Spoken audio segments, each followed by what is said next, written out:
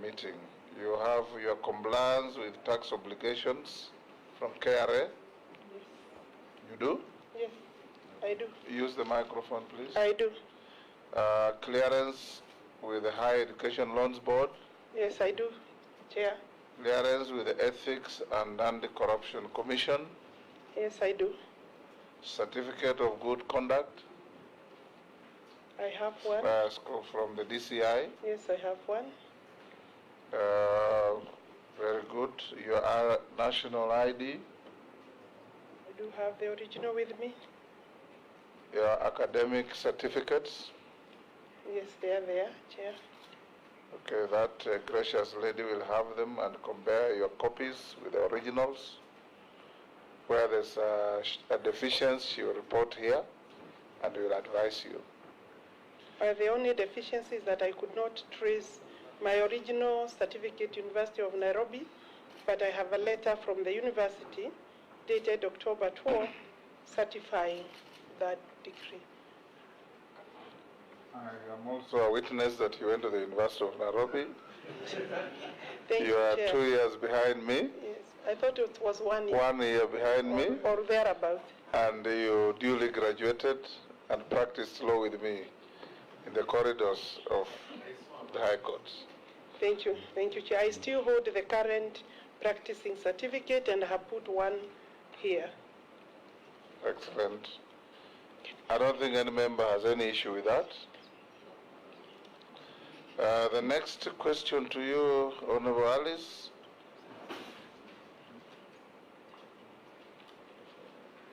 Are you a dual citizen of any country apart from being a Kenyan citizen? I'm a Kenyan citizen, no other citizenship. We will give you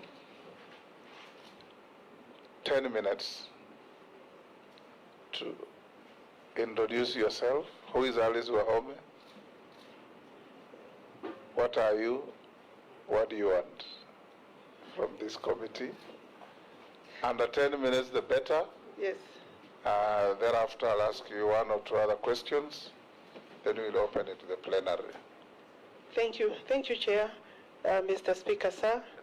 I am still a member of Parliament as I appear before this committee, so I recognize you, Mr. Speaker, and the Deputy Speaker, the honorable members of the committee. My full names are Alice Wahome. I am a daughter of a peasant, small-scale coffee farmer.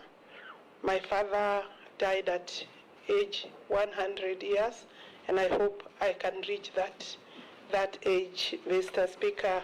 Chairman to this committee, I was born in a village called Muruka. I went to primary school just next door my home, which was a kilometer away, Karumu Primary School, with other boys and girls in the village. I walked to school. I came back to school, went without lunch when there was no lunch, and I finished my primary school there. And I joined Siakago Girls for my O-levels. We did O-levels, Form 1 to Form 4. I finished in 1974, and then joined, I finished in 1977, and joined A-levels for 2 years, Bishop Gatimu Girls. It is from there, Gadu Girls, that I was called to Nairobi University as a law student. And I did my 3 years. After 3 years at Nairobi University, I graduated with a Bachelor of Laws degree, and then I joined law school for 1 year at Tudor Jackson, and thereafter, my first job was a state counsel at the office of the Attorney General, where I practiced for about 2 years. I left and joined Makecha and Company, the late Makecha and Company. From there, Mr. Chairman, I set up A.M. Wahome and Company Advocates. After finishing, I think I did work for until 2014, when I was joined by my daughter, who is a lawyer, as a partner.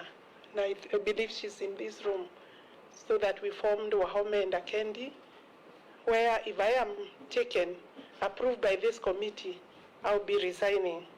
I have held my practicing certificate from 1985 to date. It's still valid for practice, but I'm aware, acutely aware, that if I'm approved, I will not be able to practice. It is I would like to say something about my young age. I have worked like any other village girl. I have milked. I know how to milk. I know how to cut grass. I have cooked for my brothers, as was expected, even though some of them were older than me. I didn't understand why, but I know I did those jobs. I have followed my mother to the garden, to the shamba, up and down, and she was one of my driving forces or factors, because she was a hard worker. My father was a polygamous man.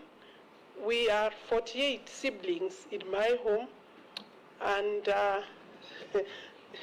very hard-working man.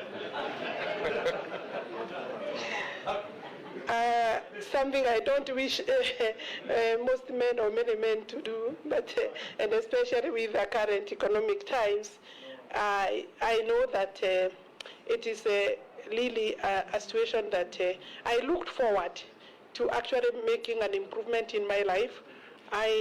In terms of my upbringing, I could say within the village, I was one of the few privileged girls, because my mother was very keen to ensure that I go to school. My father educated all of us through his coffee farm, about 9 acres of coffee. I was determined from that age to make a difference as a girl. I looked forward to leaving the village and joining other working people. And as I sit here looking forward for approval, and I hope that I will be approved, I would want to encourage other girls from the village going to school even without shoes today, maybe no water in their homes, no running tap, no food sometimes, but that there is a hope and there is a future, and they can be able to work and reach higher heights than what is their situation. I think, Chairman, I'm saying that I'd also want to let women know that there are many opportunities. If women understood, despite the barriers, patriarchal barriers, cultural barriers, economic barriers, society barriers, that there is still a lot of opportunities unexploited, and I am looking forward to exploit the current opportunity if I am approved. Chairman, at this stage, allow me to say thank you to His Excellency the President for finding it fit. It's really one opportunity in a lifetime for a woman who has come from where I have come from. I say that because the vulnerabilities of a growing girl, the vulnerabilities are very huge. Escaping pregnancy at primary level, escaping pregnancy and other hazards that face even boys and girls to reach this University of Nairobi at that time, and still today was the university, is not a mean achievement. And I know that it is our pride to see more women and girls achieve even at university level. I know, Mr. Chairman, that I actually have a husband. I married while at the university. I think I was a bit too fast. And I'm grateful because the father of my children, is still my husband today, which is also not a very small achievement. And especially it's a major deal to be able to live with a husband, the same man, for I think now 39 years. I still love my family. I have 4 adult children, two lawyers. One is almost finishing his law school. The other one is my partner. I have a doctor in the family, and I have a media personality in the family. Of course, they are all adults with their own families. Maybe that is sufficient to say, but I also want to let the girls in the Chicago girls know that at the time I went to school in Chicago girls, in Embu, Bere, those days there was no water. We had to go to fetch water in the streams, and I know that today the life there may be different, but I hope to be able to visit them if I'm approved as the Minister for Water, to find out whether they have running water in the bathrooms, because we did not have running water. We used to fetch water in our karais, and then we would wash outside, and the sisters would, of course, during darkness, we would ensure that you wake up very early, because the bathrooms were also not enough. It was a hard life, but it was good. In terms of the village life, we must be able to ensure that our schools have the adequate facilities. I think maybe that is enough. I, of course, have been elected twice. The third time this particular term. Very grateful to the people of Kandara. It is also a very unique achievement for a woman in a patriarchal society to be elected as a member of parliament for 3 terms. There are mixed feelings for Kandara people. I want to confirm to them I will not be very far away, despite maybe the duties that I may get away from the constituency. But I want to assure them that I will keep in touch with them, albeit that they may have to have another member of parliament. Indeed, campaigns are very, very hot there now, even before I tendered my resignation, Chairman. But I want to assure them that I'm grateful, forever grateful. I was the first woman in Muranga County to be elected in a constituency. After me, 2 other women have been elected. We lost one, but we still hope to get another or 2 other members. And therefore, that is a place and space I'm very proud to speak about. Kandara constituency is very progressive. Thank you, Alice. That is like the story of all of us. Well done. I'll ask you 1 or 2 other questions. Have you ever been dismissed from office for any conflict between personal interest and public or official interest? I have not been dismissed, Chairman. From any office? In any office or from any office. With that rich history and background, long practice and so on, what is your financial net worth? The gross is about 392 or thereabout, 392 million shillings.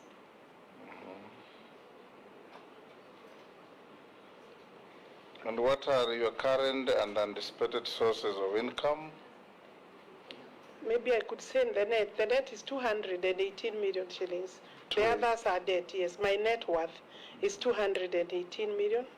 And this is a value of properties between myself and my husband. Some of them. Those are family assets? They are family assets. What are your current and anticipated sources of income? Until September, I have earned a salary from Parliament, and I have been in and off practicing a bit very, very low, low key, because of course as a member of Parliament you have very little time in your hands. I get about an allowance, fuel allowance of about 100,000 from my farm, and I also, from these properties, some of them are in my name, I get about 500,000 shillings a month. At the moment, they do not have tenants since COVID, and therefore I have no income coming from that end. I'm relying on the little 100,000, earn my salary from MP, of course, yes. Great. Now I will open up to the members to ask you questions on your docket. And the structure of our engagement is robust but respectful. We encourage you, being a veteran parliamentarian, that all questions are through the chair, all answers are through the chair. Resist any attempt to engage directly with any member of the committee, because that will not be helpful. I'll now give the first opportunity to the majority leader. Thank you, Honorable Speaker. Honorable Alice, you've been very passionate, and I could tell you're very passionate on the girl child issues. Now that you mentioned Siakago girls and how you went there and there was no water, I'm sure you are also certain that many parts of Siakago today still don't have water, and so are very many other parts of Kenya. His Excellency the President, in his address to the nation, to Parliament, did indicate that there are plans by the ministry, and I know you are here to report to the ministry, but I would really want to hear your thoughts on the question of the water purchase agreements under the PPP model. And being a lawyer, I'm certain you would be able to interrogate such agreements. But of concern to me would be the cost. Because as you have said, water is critical, water is life.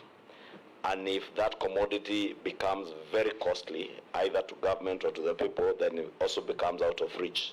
What measures do you plan to institute in case you are approved to ensure these water purchase agreements don't end up in PPP arrangements that are extremely expensive, either to the exchequer or the end product being very expensive to the ordinary Kenyan who is yet to access water? Yes. Now we're doing 4 batches, one day. Yes, thank you, Chair. Honorable Wahome, some Kenyans have accused you of having a volatile temperament, in other words, of having a short fuse, that you lose your temper so quickly. Some Kenyans accuse you of that. They may be wrong or they may be right. A case in point is the issue of 27th October 2017, when you were captured on camera, roughing up and assaulting an IBC official by the name Martin Malonza over some disagreement on the filling of some forms, electoral forms, at Ngalaria Girls High School in Kandara. I'm sure you'll recall that incident. From where you sit, how would you take this act, considering the requirements, the stringent requirements of Chapter 6 of the Constitution, and especially Article 73, Sub-Article 1, which provides that authority assigned to a state officer, and by then you are a state officer, because you are an MP. That authority assigned to a state officer is a public trust to be exercised in a manner that, among other things, demonstrates respect for the people and brings honor to the nation and dignity to the office. 2,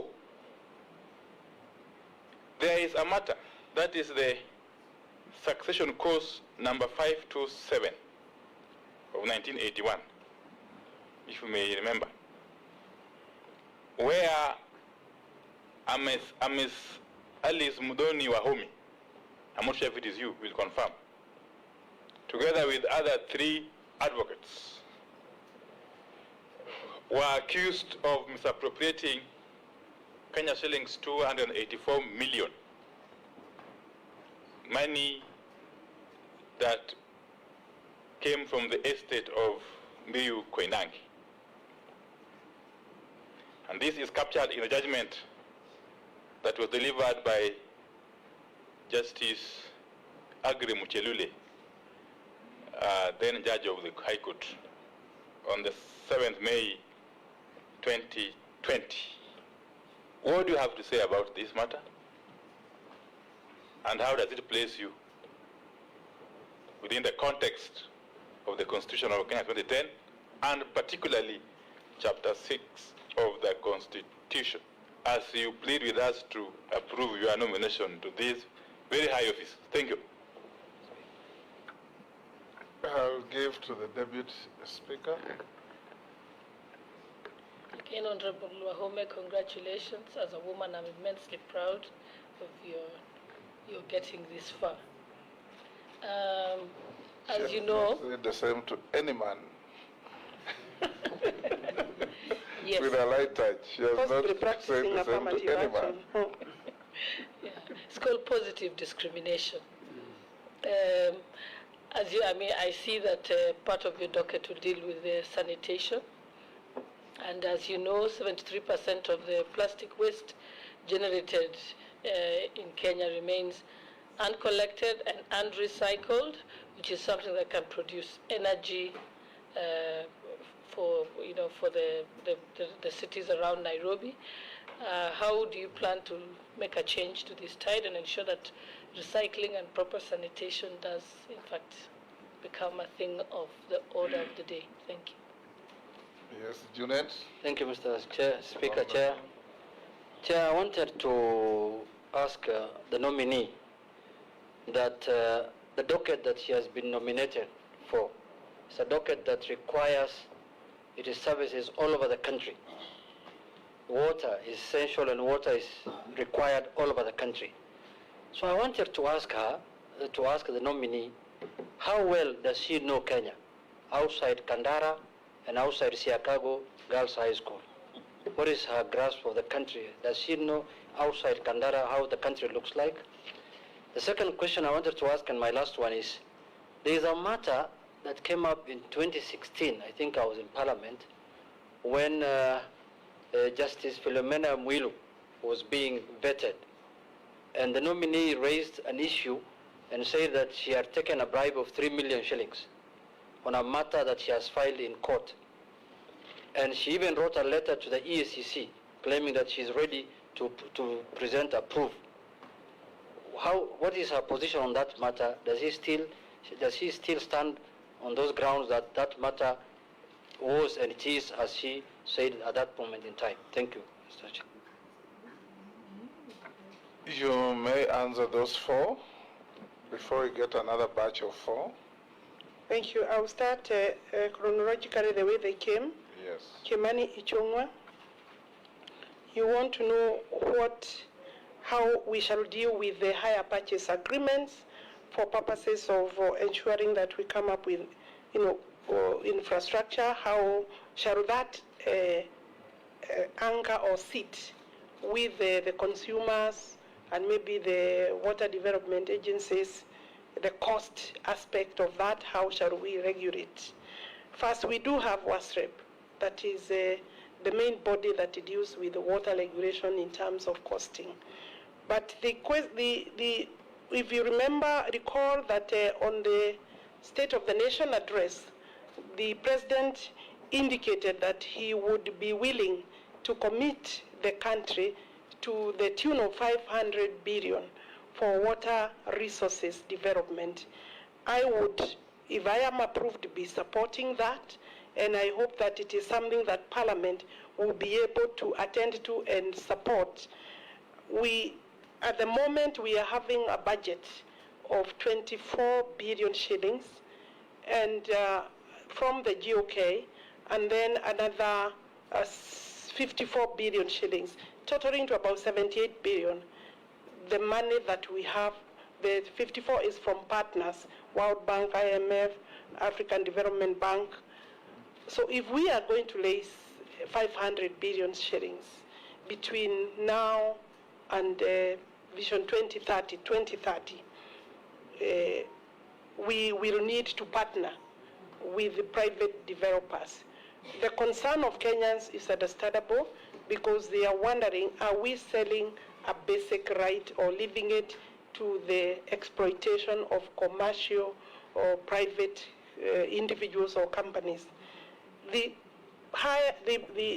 purchase agreement, water purchase agreement, will be able, in my view, working with the Office of the Attorney General, stakeholders, the public in public participation, be able to come up with the proper frameworks that will ensure that Kenyans are not exposed. Currently, when the government develops water, when the ministry engages the water development works agencies, then they are, of course, the water service providers. The regulation in place, the strategy and policy in place ensures that the element of cost is under control, regulated, and I know there are cases where it may not be properly regulated, and that is part of the reforms that we are working on. For me, it is possible. We must not see public-private partnerships as commercializing the water. We must see that as a need to develop the infrastructure, the way you would invest on a highway, on a road, and then engage the agency for purposes of then ensuring water is distributed to the consumer at a controlled and regulated space and pace. And I think I have answered that question. When I am a practicing advocate, I've held my certificate since 1985. To date, I have a practicing certificate. Anybody who has taken clients' money may not be very lucky to have a practicing certificate for the period that I have had. The complaint you allude to occurred or was filed in 2012. The DCI has had that file, and it only becomes live when I'm about to go to elections, 2013, 2017, and 2022. You will find it being brought up even in the media, but finally, the DPP had the opportunity with the DCI to look at the matter. It is 3 advocates plus myself, and the Office of the Director has directed that there is no criminal liability in the matter. I don't want to go into deeper details, but any advocate who is handling an estate matter or estate funds has a duty and responsibility to file an account, statement of account in court. What the court or the complainant would do is to demand for an account, because we did account for all the monies that we received, and I do not owe, neither do my colleagues, the other 3 colleagues, including the late Munari. I believe that is the answer. We have not been prosecuted, we have not been charged, and I do not see any charge coming because it was pure malice or a party that did not want to pay fees. Let me remind you that an advocate has a lien over any money that they hold. They are entitled to charge their fees directly and render an account to the client. If a client is not satisfied, they can ask the court to look at the bill, do taxation, meaning the bill will be assessed by a deputy registrar on behalf of the parties. And if they need further recourse, the Law Society has a complaints commission. That matter has never gone to the complaints commission. I believe it was vendetta, if maybe not by the client, but advocates that felt maybe it was a good brief and they could take over from us. Let me go to the question of, I think you had another. You were asking in terms of public trust. I believe I'll be able to hold the office with honor. I've not been taken to any court of law, and even assuming I was taken to a court of law, maybe there would be dishonor if I'm found guilty. Assault, allegations of assault in the 2017 elections, I want to say that that matter was also investigated. No return was made in terms of any charges. I have not been charged. There was an altercation. I do not recall. You would not say what happened was assault against the returning officer. We had a tussle. It's regrettable, I would say so, but we had a tussle. The background of that was an issue of accounting in terms of votes given wrongly, posted wrongly. We had a returning officer who did not want to answer. It did not need to end where it ended. And that is something I'm sure even himself, myself, we regret. We could have solved it a little better and tidier.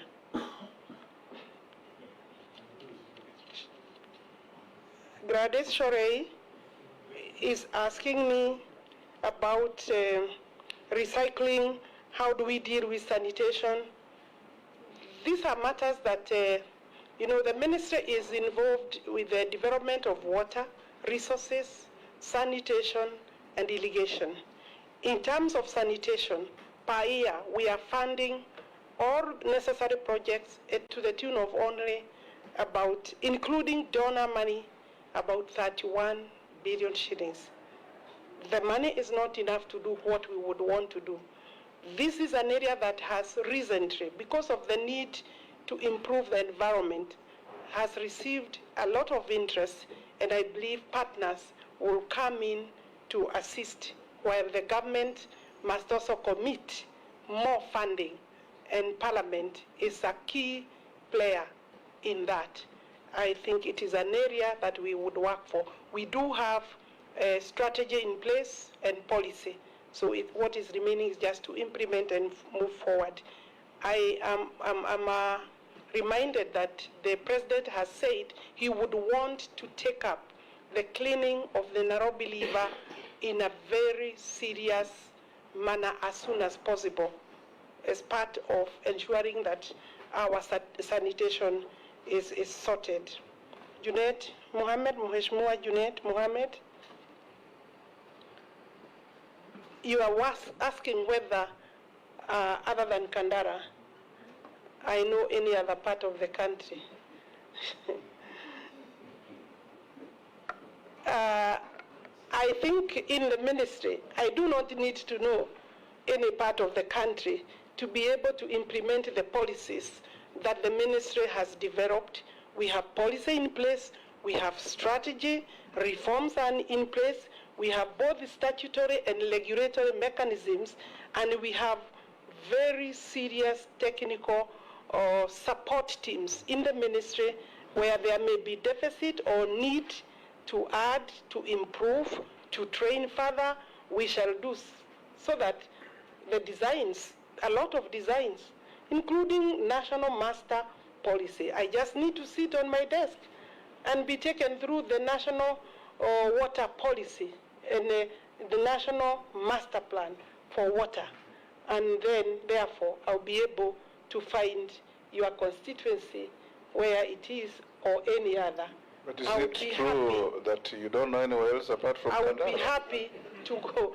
Of course, that was his question. Mr. Chairman, to answer the Honorable Junet, I have traveled in all the counties in this country, both at my own free time and also during the very extensive campaigns that we did, including Junet Mohammed. I'm sure he has traveled.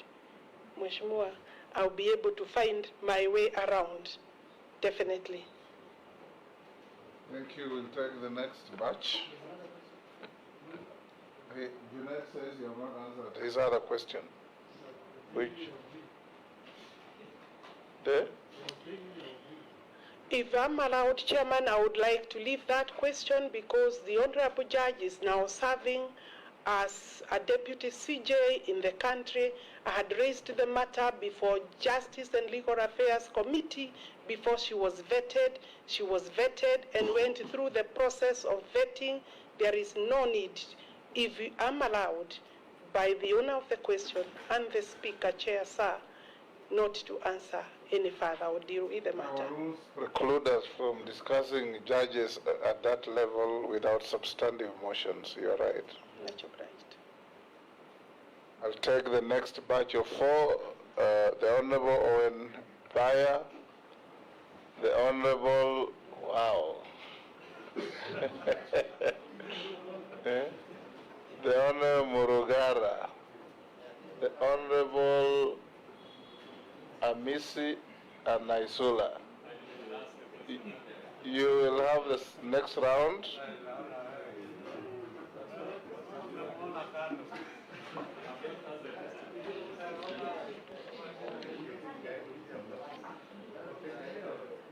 Can I start, Speaker?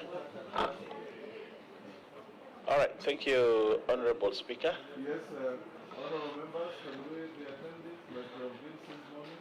Okay. Thank you very much, Honorable Speaker, and to Honorable Alice Wahome, our nominee for water, sanitation, and irrigation. There is a clear relationship, or actually a correlation, between lack of water and poverty. In the Africa Water Vision by 2025, that is, Africa should at least have water by 2025 everywhere, potable water by 2025, which is just 3 years from now. If you look at that document, it examines this relationship very clearly and puts African states on their toes to ensure that water. Looking at Kenya the way it is, I think we are very far away from achieving that. My question to you, Honorable Alice, is as CS of Water and Sanitation and Irrigation, how will you reconfigure this country to achieve this vision by 2025? And what is it that you'd want Parliament to do so that you can achieve this vision, not only for the country, but also for Africa? Secondly, if I put it within this supplementary, Mr. Speaker, there are places in this country, if they had water, they wouldn't be as poor as they are. The docket on irrigation is placed squarely to you. How will you bring all this together to ensure that irrigation plays a role, but also water is found at home so that we can curtail the poverty that we have in this country? I thank you, Mr. Speaker. Next. Thank you, Chair. To our nominee, our constitution, we heavily borrowed from advanced democracies, US, UK, Canada, some Scandinavian countries like Sweden. But the best practices are not borrowed. We see ministers in these countries, whenever they are faced with flaws or mistake, they resign. But in the history of our country, you've seen ministers saying that some of them that may be known to you, that they rather die than resign. We get a lot of challenges during our working, especially these high-profile positions. There is a lot of pressure, and somebody accused you of being temperamental. Are we going to see a change that whenever there is a flaw to you, maybe in the course of your work, the pressure increases higher than normal, and your hand moves closer to somebody at a speed faster than lightning? Are you going to resign? As flimsy, as petty as the offense is, but are we going to see more responsible minister this time round? Next, Murugara. Thank you, Mr. Chairman. Mr. Chairman, this is to the nominee. Water is everything. In fact, they say water is life. And especially to poor rural folks in the poor areas of the country, the arid and semi-arid areas, which include my constituency, Tharaka, Tharaka Nithi County, the eastern region, Ukambani, the northeastern region and the northern parts of Kenya. We are now experiencing a drought. There is a hue and a cry in the country, not just on the part of food, but on the part of water, such that it has become a way of life that every 3-4 years there is a drought, and the cycle is repeated whereby we have no food, our livestock die, and the rivers that traverse those areas actually dry up. My question is, as a measure of extreme urgency, Dharura, what plans do you have to ensure that this problem in the rural areas, in the dry areas and arid areas of the country, this problem is ameliorated such that it is not going to be a cycle. It may be a one-off, but not a cycle that is repeated every 3-4 years to the detriment of the citizens who live in those areas. Thank you, Chair. To Honorable Alice, and I would really advise and recommend that you really visit every part of this country when you're in that docket, so that you can actually feel the whole issue of water and how some parts of this country, people are really suffering. And so I do empathize with Kenyans in various parts of the country that have not had a drop of rain for 2 years now, and there has been no water for domestic and animal use. The case of human suffering is in the increase, while loss of livelihood continue to characterize life in the arid and semi-arid areas. And this is a matter of now, urgent. What urgent interventions and reforms will you put in place as a cushion to the devastating drought situation to see to it that households and school-going children have water? Excellent. Next. Who was the? Oh, we've done the 4. Yes, Alice. You can answer those 4. Then we take another batch. The first question was regarding my temperament, whether I will resign, or maybe he means whether I will fight with people I'm not happy with in terms of the way they are working. I'm not exactly a young person. I have the advantage of working now maybe for the last 40 years, and I do not recall any other incidents. You will also maybe want to know, and I want to put it on record, that I have been a politician for 20 years. Although I have served 2 terms and this now 3rd term, and I have not been involved in any other fight, altercation, except this that you seem to pick, honorable members. And I'm sure there are cases that can be very bad. I do not think I am a violent person. I am able to manage my tempers. Honorable Chairperson. Honorable Chair, I'm able to manage my tempers. Alice. Yes. The David Speaker. I have a slight interjection just to my colleagues, and I'm requesting the help of the chairperson that we do. It would be nice not to have the questions being subjective, because when the question is asked in a manner that is subjective and amounts to casting aspersions and passing judgment without giving the candidate an opportunity to elaborate, then it doesn't look good. I think you can phrase your question, Honorable Amisi, to say, could you elaborate on the following incidences with a view of assuring the panel that you have the requisite integrity standards? That's a better way of asking. And I know this because I haven't seen that line of questioning with any of the other candidates. Chair, maybe to make it even clearer. I'm not opening any debate. I believe I have answered. With your permission, Chair, I was going to move to the question of Honorable Muragara. I said I am able to manage my temper. Honorable Muragara wants to know. I will come to your question, Honorable Baya. Honorable Muragara is asking a question related to climate change. The question of climate change is a big subject, locally and internationally. It is true, we have water, seasons of water, periods of a lot of rainwater, and the next time, maybe after 5 years, drought, serious drought or moderate drought. Indeed, when I was going through notes and seeking information in this area, I was made to understand that every 30 years or so, we normally get very severe drought, then followed by El Nino type of floods. It means we have not been able to learn properly. We have not put in place measures before that will deal with the water harvesting question. I have gone through the documents. We do have now Irrigation Act. We have water conservation regulations, and regulatory mechanisms are in place.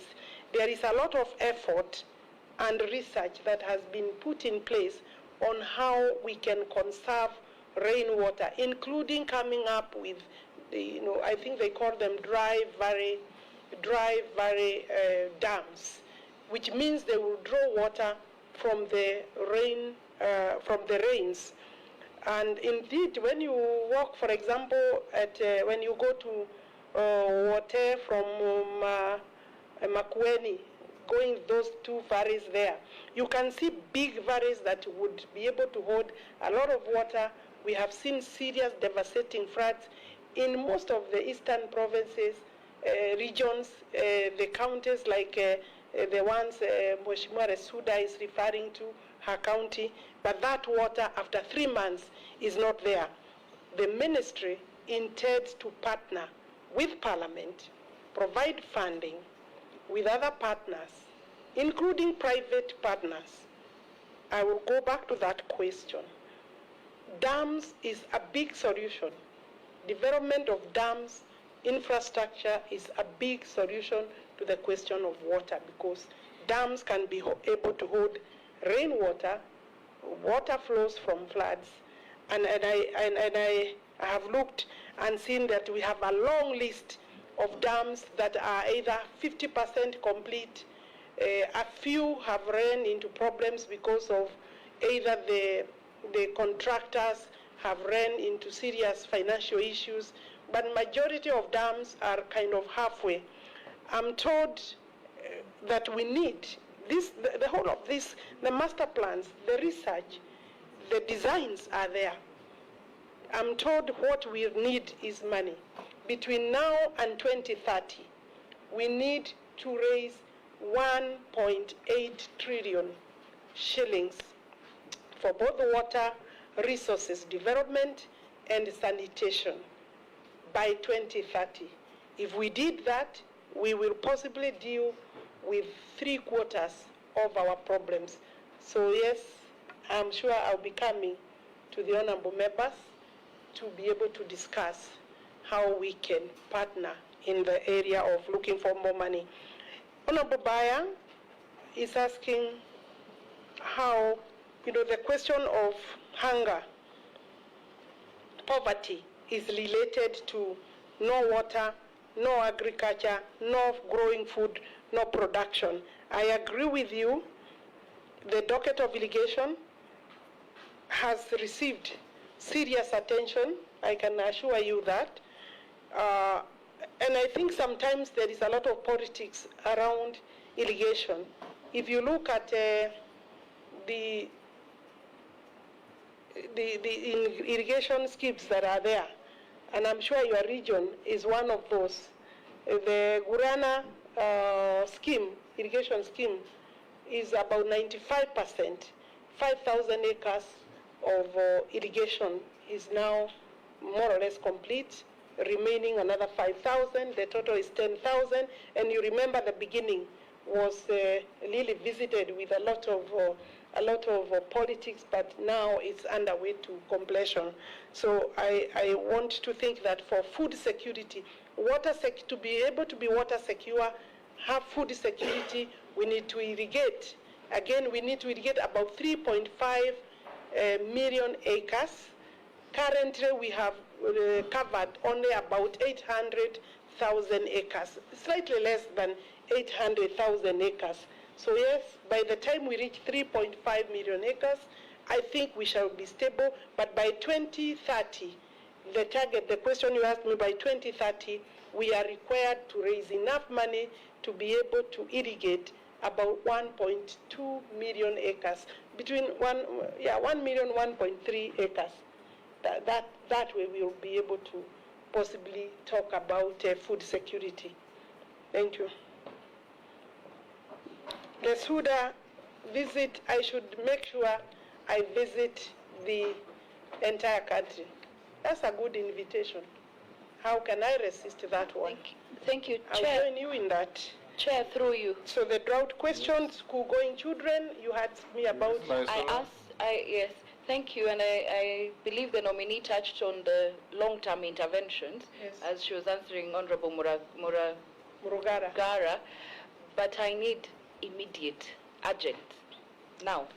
The boreholes, the small ponds, the smaller dams, other than the mega dams, collecting rainwater, ensuring that we are able to, some areas in fact, we even use dozer system, which is a very short-term and expensive mechanism, but boreholes, water harvesting, I have seen a lot of urgent, rapid response mechanisms or efforts by the ministry, and I'm sure as soon as I get office, with your approval, I'll be able to look at what is the immediate that we can do so that children are not running without water, but also that they can harvest water from schools where the ministry, with the help of agencies, they are delivering and distributing water tanks for purposes of storage. So yes, we do need a quick intervention water storage. Yes. I think I've answered all the questions. Next batch. Nikki, Russell, Hussein, Daoud,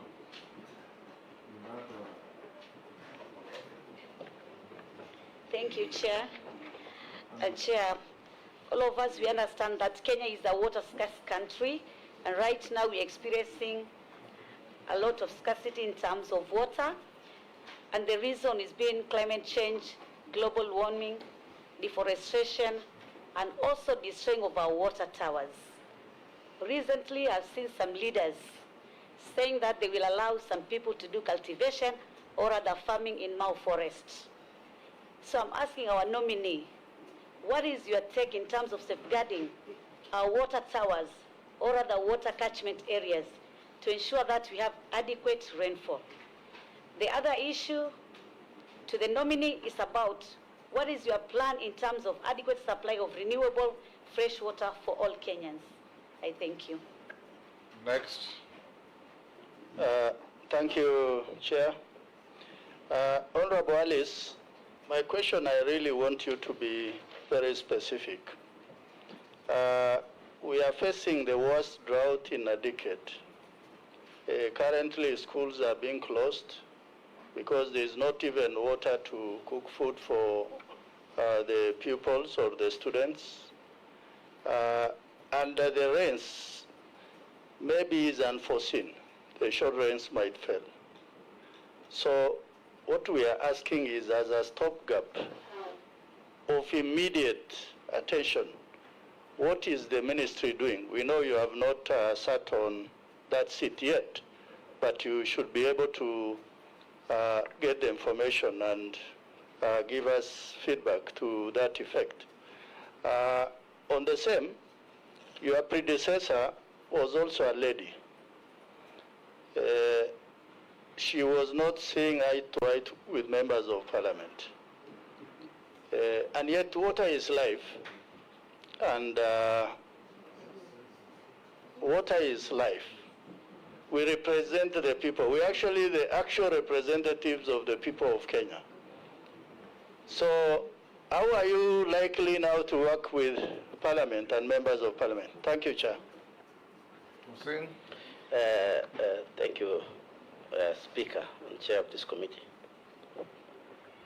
Number one, Speaker, is I didn't feel that the nominee answered the question by Honorable Ichung'wah properly.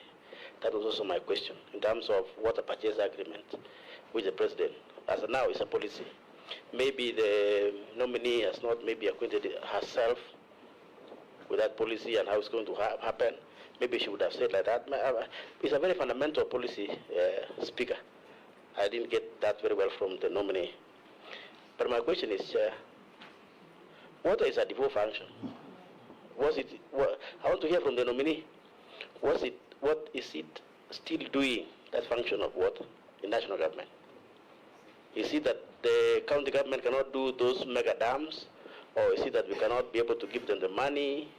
What is it that is amiss in our structure of devolved functions, Honorable Speaker, that national government is still insisting that, okay, maybe you people are small brothers, you cannot be able to do these mega projects we can be able to do as government. What is it that is missing?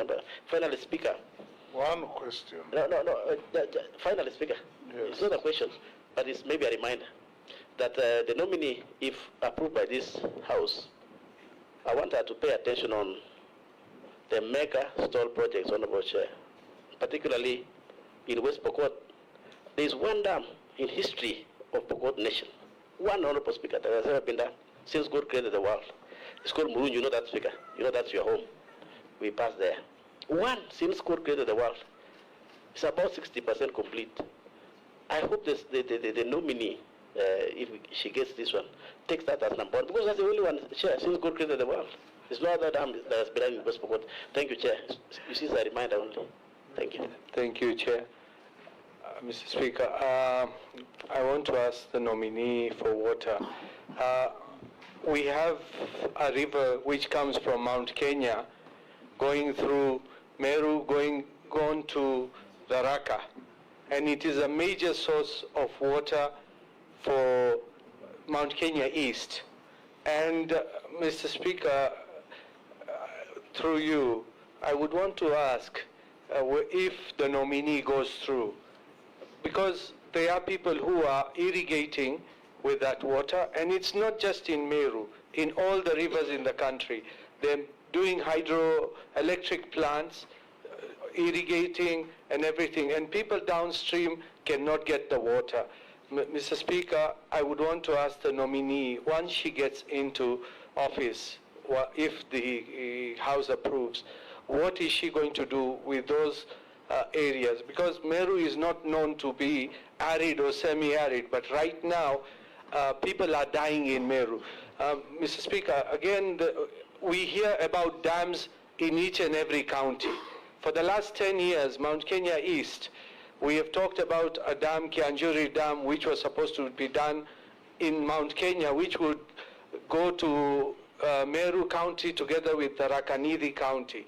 Mr. Speaker, we hear there are dams everywhere, but we are wondering, is the Rakanidi and Meru not in Kenya, that we do not get those dams? And we hear, the other day we had in Kirinyaga 20 billion, we hear Aurora and Kimwarer 50, 60 billion.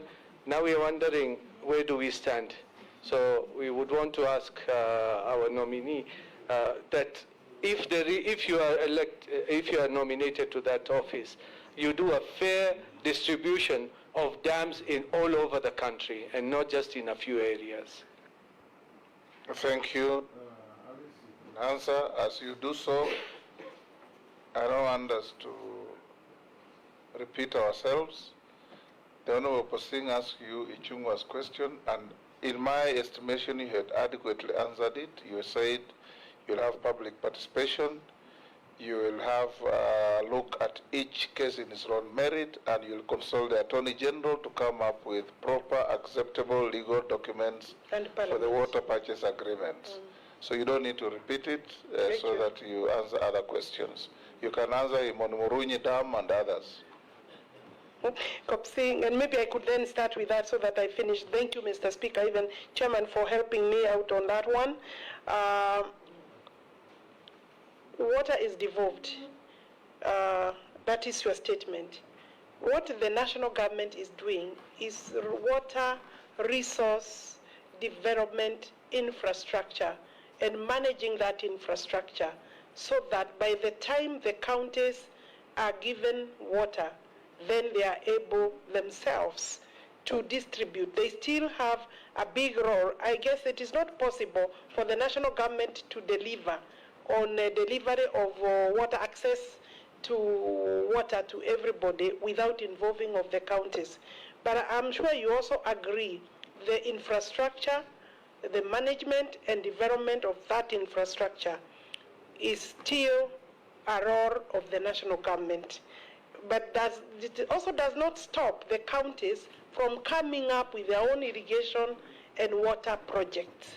So I think I have answered that. If you look at the Constitution, there is nowhere it is stated that the national government will not work and develop the infrastructure. The dam you are talking about is 60%. Mheshimiwa, it's not just this particular dam that it is incomplete.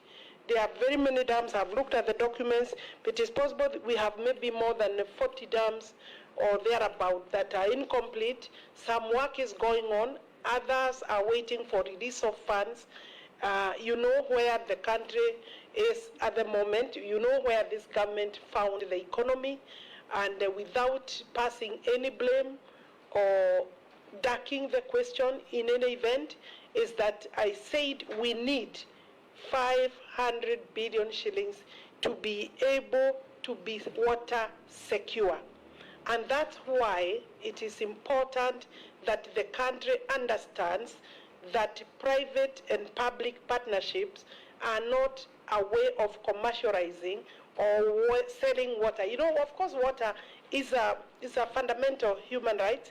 It's a basic right secured under Article 43, and therefore, if we do not also provide, then it means the responsibility by the national government is not yet discharged. So I want to assure you that we will look at this dam, if I'm approved, not just this dam or incomplete projects. The President has pronounced himself very clearly that he would want to move from the projects that are ongoing first to be able to complete those, allow funding of those before we can start as a government on new projects. So Mheshimiwa Honorable Daiwu may be one of the people who will be waiting so that we can first complete the incomplete projects. But I believe every county needs to be able to get these services.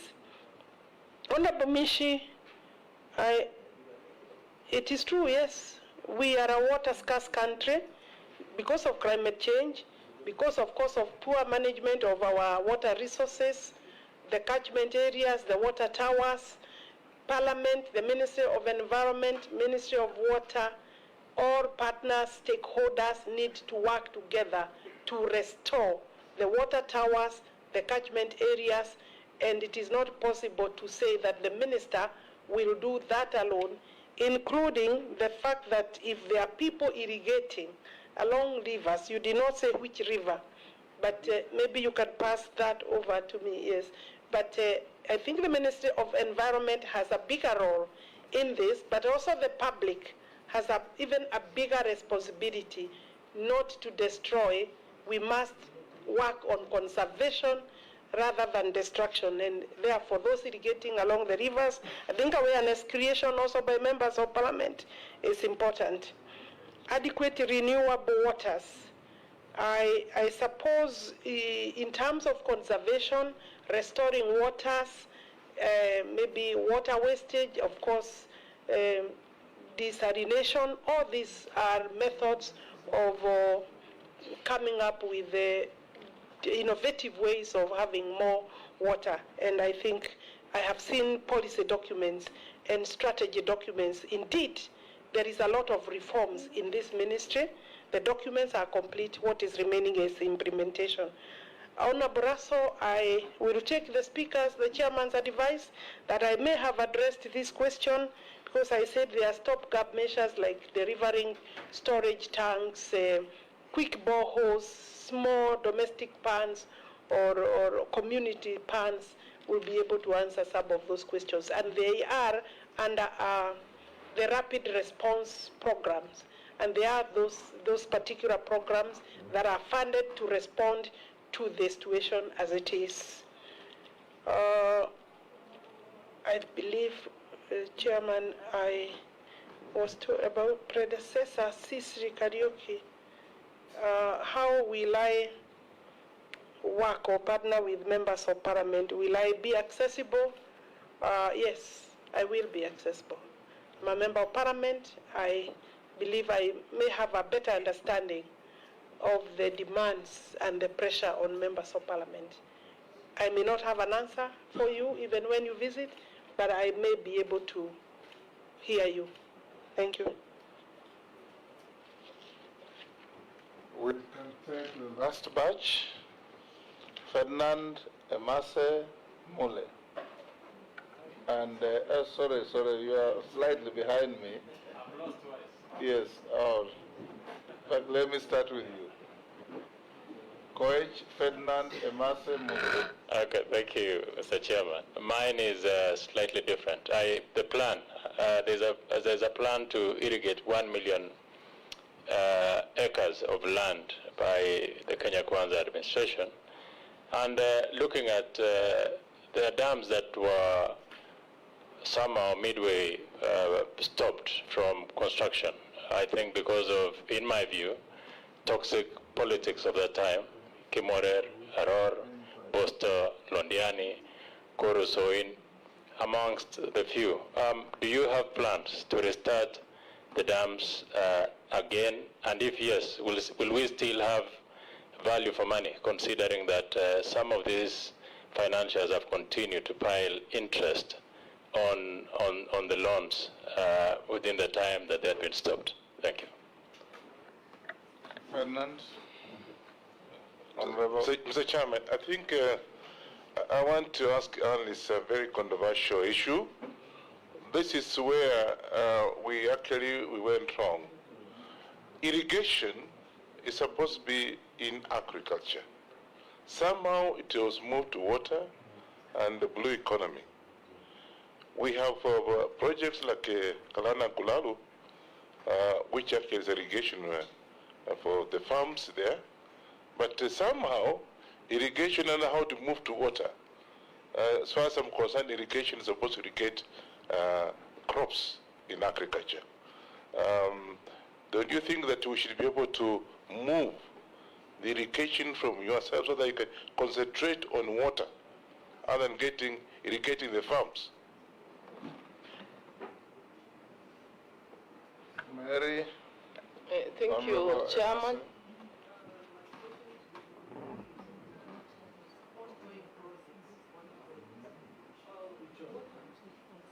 Sorry.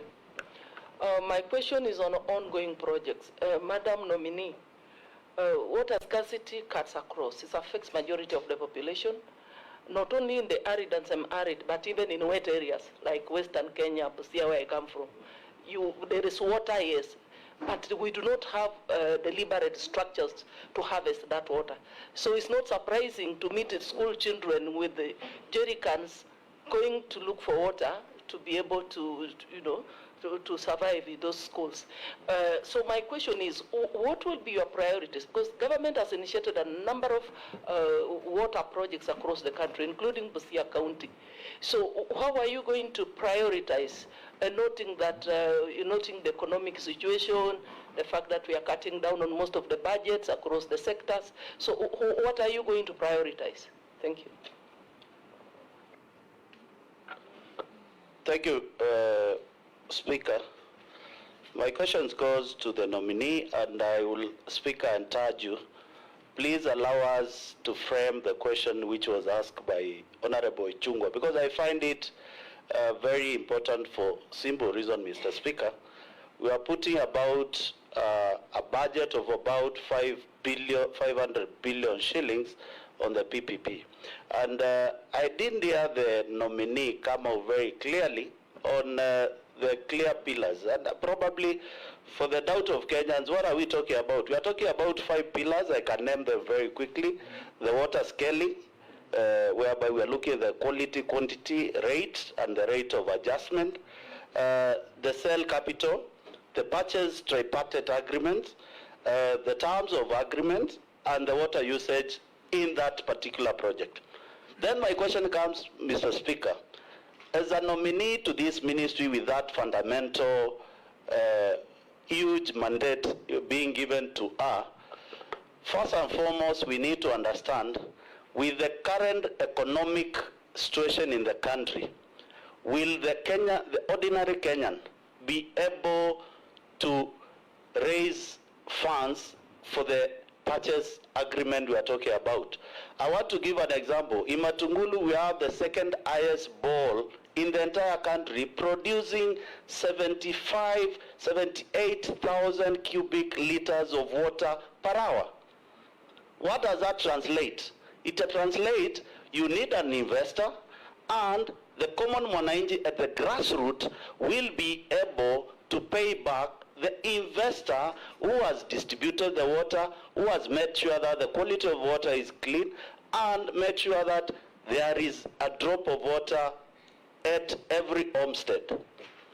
Mr. Speaker, and the nominee, Alice Wahome, at the current situation of economics of scale in this country, does the common mwananchi be in position to procure some of these simple water agreement we are looking at? And I think you should be bold enough to advise the government on the best model, and if the model cannot work, will you be in a position to stand and tell the president, please, Mr. President, you promised the hustlers water, give them water without metering? Thank you. Ms. Alice. We could start from that question from Honorable Mule. I think I would encourage members that we don't operate from fears. You have very well articulated the fact that there will be the water scaling, the quality, the assurance, the terms of sale of that water, the costing, the tariffs. May I advise just at this stage that there will be no interface between the consumer, that is the beneficiary of the water, and the developer, because that is not possible. You can see that would not be an equal relationship. There are water providers that will be dealing with the consumer, the mwananchi. The developer will be dealing with the government at government level and the development agency level. That is, for example, at the water, NIB or NIA now, at that level, the agreements will be exchanged, monies provided for, develop the water resource, hand over to the agency, then the agency will be able to know, because we have water companies that even today, water is really actually a trading commodity. The water you are using in your house, even in this parliament, is for sale. We buy water. What is important is how how the instruments for control and regulation of tariffs is done. And if there are challenges there, it is an area that Parliament, through the Regulatory Registration Committee, will be able to address. If tariffs are not reasonable, Parliament would have a role. And I think so far, I've looked at some of the studies and documentation with the ministry. Every shilling you invest in water brings 4 shillings, 4 times. Indeed, in our country, it could be up to 10 shillings. So I think there is room for control and standardization. And therefore, I can assure you, I think we have a role there. There is no need of fears. I do not see a situation where, and if you listened to the president himself, he said that the agreements will be first proposed by the relevant, by Treasury, and then come to the ministry. And I think it will obviously be a joint effort. We will look at those documents together. There will be public participation. The public will be able to say, even today, they are able to be consulted, and there are bad practices. And unfortunately, actually, there is also a lot of theft. Chairman, there is a lot of theft.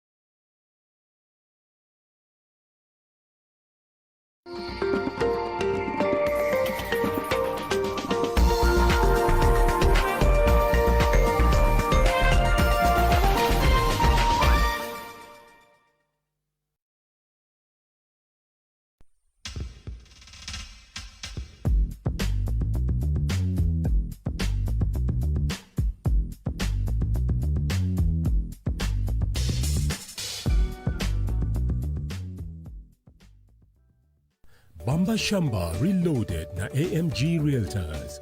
Up to 10 acres and weekly vouchers to be won.